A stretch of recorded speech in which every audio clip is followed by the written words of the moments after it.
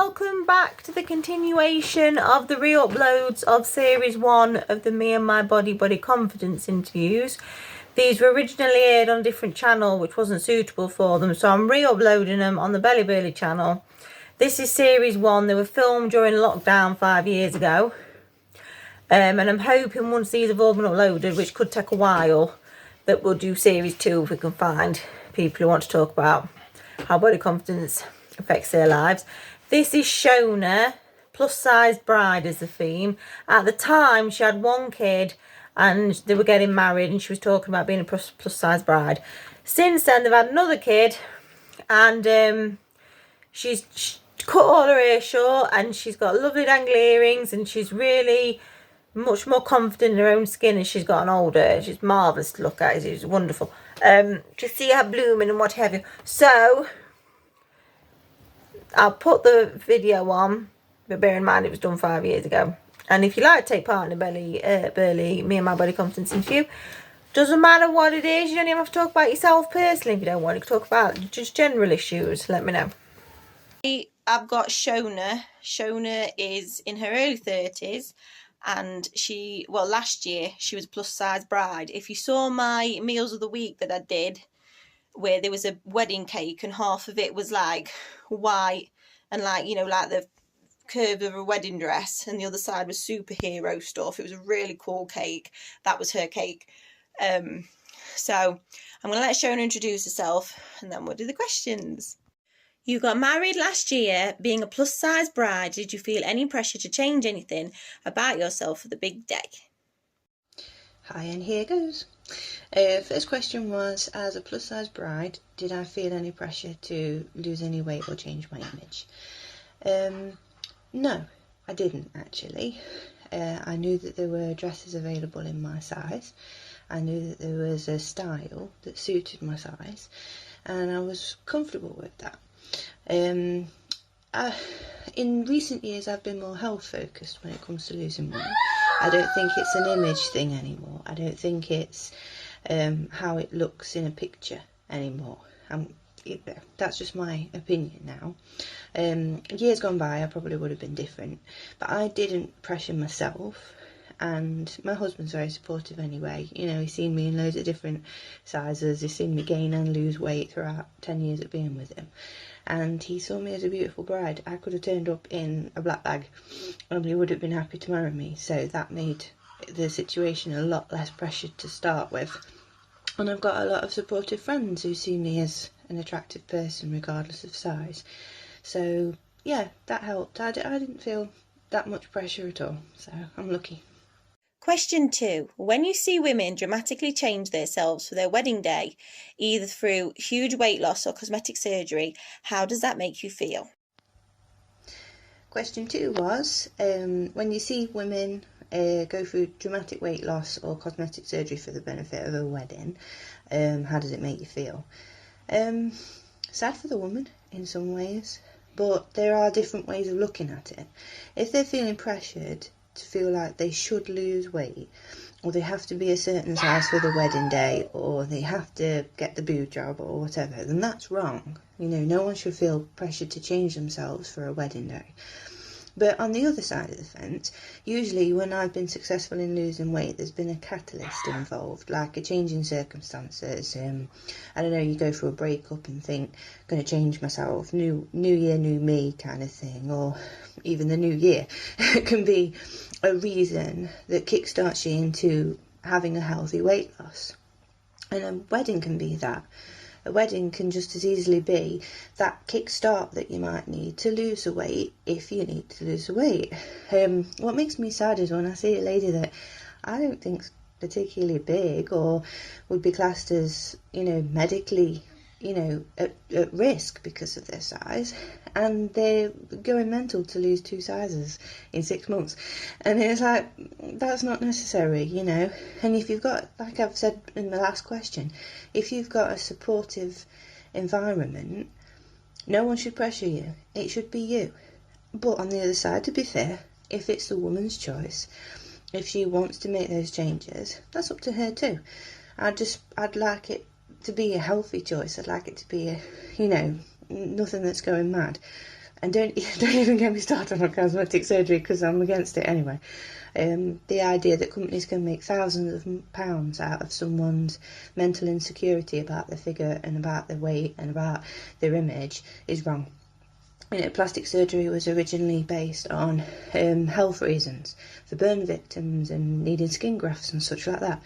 So the fact that someone can work on your psychology to say a smaller nose would be better, bigger boobs would be better, plump your bum up, suck your fat out, that's all wrong.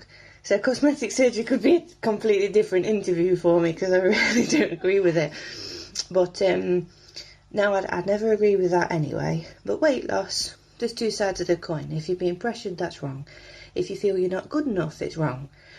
But if it's the start of a new lifestyle and you just needed that push, and then you look at your wedding photos and think, wow, how well did I do? That's totally different. So there's two ways of looking at it, I think. Question 3. After many years with your partner, you married in your 30s. If you'd have married in your late teens or 20s, do you think your attitude to being a plus-size bride would have been different?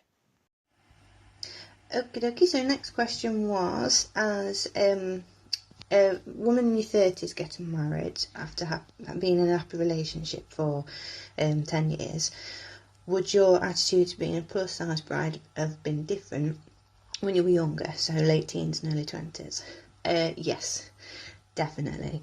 My attitude towards my image was a lot different back then. I mean, I lived in t-shirt and jeans because shops weren't really on the cusp of, you know, providing plus-size trendy clothes for women back then. I remember the first feminine outfit I bought was for my mum and dad's 25th wedding anniversary, and it was a skirt and a smart top. You'd never seen me in anything like that up to that point. And yes, I am a tomboy, I will admit, that's always been my style, but I think I was forced into that style to a certain degree because when I was younger I couldn't find feminine style clothes because shops didn't make them for big people, or they were in shops that were ridiculously expensive. So yeah, when I was in my teens I was very insecure anyway. I wouldn't have been wanting to be in a dress. It would have had to be floor length, no visible leg. The only attribute I was proud of was mid-chest. So yeah, I would have been very different. I think age has benefited me in a lot of ways, as far as being a parent, as far as being a wife. I needed to do a lot of growing up and be a lot more comfortable with myself. Not just for image, but being married anyway. You know, I couldn't have been a young bride. I don't think that would have ever worked. So yeah, image-wise, definitely. I'm a lot more comfortable being older and looking at myself differently than I did when I was in my early 20s. Yeah, definitely. Look at this. Question 4. You look beautiful on your wedding day. You did. Did you feel insecure at any point? Next question was, you look beautiful on your wedding day. At any point did you feel insecure? Thank you for a start, saying I look beautiful. I felt it. It felt very nice, and I think you could turn up in a black bag, like I said before. And if you're happy getting married, you're going to feel and look lovely. You know, I've never seen an ugly bride. Show me a picture of an ugly bride. But yeah, there was parts of my look that I look back at pictures and think, oh my god, my bum's huge. You know, but in the during the day I was just so over the moon at the fact that I was getting married. I think a lot of my image insecurities were gone. I started the day getting ready at my mum and dad's house, and my mum and dad are really supportive and really encouraging, so I felt really comfortable by the time I got there. And everyone kept saying, oh, you look lovely, you look lovely. And I think I've adjusted over the years to believe compliments. You know, that's another hang-up of being plus size. When people go, oh, you look lovely, or you're looking well. What does that mean? You know, I've always been a bit, what does looking well mean? Does it mean I look big? I don't know why my brain, you know, takes me there, but I can accept compliments a lot better now. And I wasn't as insecure. And again, putting it back to having supportive people around me and having a husband that loved me, whatever I look like, that helps my insecurities. having a support group, really. And also, you know, I got to that point of having the dress I wanted, the outfit I wanted. Nothing else was going to make me feel bad. So that's perfect, really. So yeah, I didn't feel that bad. I didn't have that many moments of insecurity at all. I'm very lucky. Question 5. Is it harder for plus size brides to find the perfect dress? Number 5. Is it harder for plus size brides to find the perfect wedding dress? Days gone by, I would have said yes, definitely. I still think the industry, be it wedding dresses or fashion in general, is favouring slimmer people. And I think some of the styles, no matter how comfortable you are, some styles cannot be pulled off by short, stumpy women like me. If you're not built with the hips in the right place and the boobs in the right place, some outfits just won't work. I think it's getting better, both wedding dresses and fashion in general. It's getting better. I think there's more range for larger people. The only thing that irritates me though is that it's treated like a niche market, really.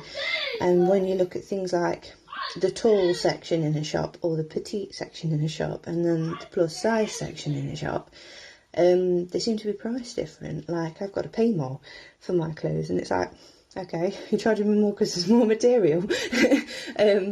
But that's my only gripe, really. I think the whole shop should be, you know, petite, tall, you know, slim or big, included in the same price. And I do see a massive price jump when you're paying for a plus size item. So I wouldn't say availability is the problem. Sometimes price, although I didn't spend a lot of money on my wedding dress, the accessories made it. I was determined not to go mad on a dress I'd only wear once. But yeah, I'd say the situation's got better. I found it easier than I would have done, say, 10, 15 years ago. And it depends on the style and the size that, well, more style of dress that you're going to wear. Because body confidence is important, and you shouldn't be told you can't wear something. You shouldn't be told something doesn't look good on you. But you've got to look in the mirror and think, okay, do I like bearing my midriff? Or, okay, could I be doing something different? You know, if you are genuinely comfortable in what you're wearing, have at it, do it, go for it.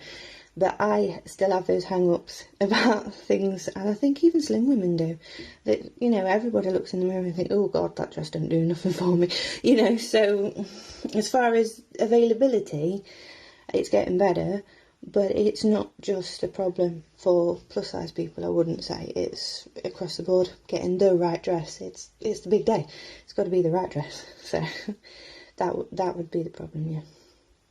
Question 6. What advice would you give to future brides about being body confident in the run-up to their big day and on their big day? Next question is, what advice would you give to future brides on being body confident on the run-up to their big day? I'd say wedding day, same as any day, really. If there's an issue with you being comfortable with yourself, work on it.